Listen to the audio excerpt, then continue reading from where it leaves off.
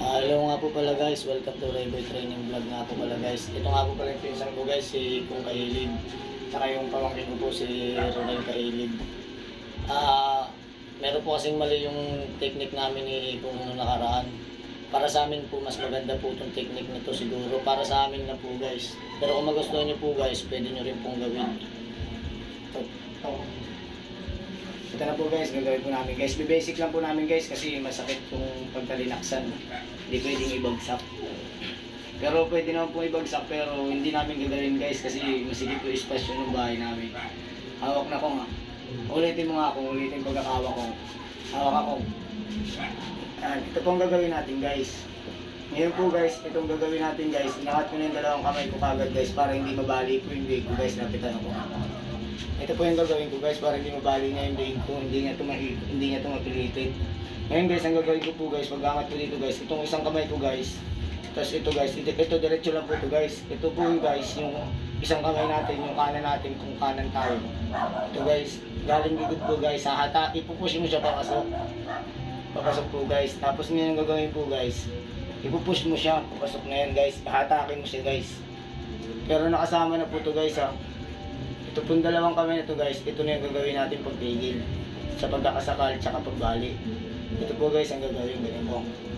Baba natin siya guys. Pero po guys, gagawin natin guys, push natin siya dito. Pero bago po natin gawin yan guys, ipapasok na kagad natin itong tuhod natin sa likod. Sa likod ng tuhod niya. Ngayon guys, paglagay natin yan guys, ganyan guys. Ito yung pagkakahawak po guys. Para mapigil po yung pagkakasakal, ganito po guys. Pigil natin guys. Tapos ngayon kung gagawin natin guys, itong siko po na to guys, ibaba natin to guys, pababa. Kakalang natin itong tuhod. Itong siko ko po na to guys, ito po yung gagamitin ko pang kalang dito sa tagiliran niya guys. Para hindi niya po ako mabalian ng leg, para makawala po tayo. Ito po guys, ito po guys. Ngayon po guys, pagkalang ko po niyan guys, itong isang kamay ko po na to guys na pinipigil natin, pwede na po natin itong iatras guys. Papunta sa kamay na pambali niya.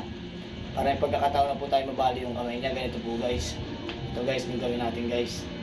Tapos ngayon po guys, itong siko ko po na to guys, ibabagsak na natin.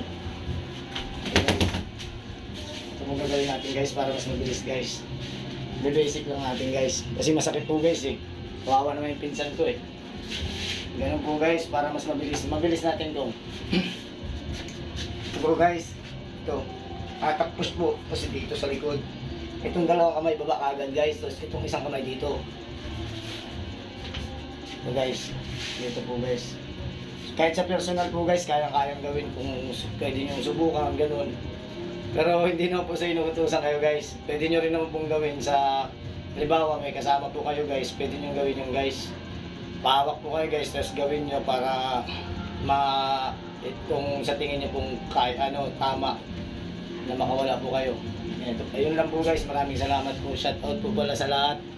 Sa mga manonood at lahat po ng tao. Maraming salamat po guys.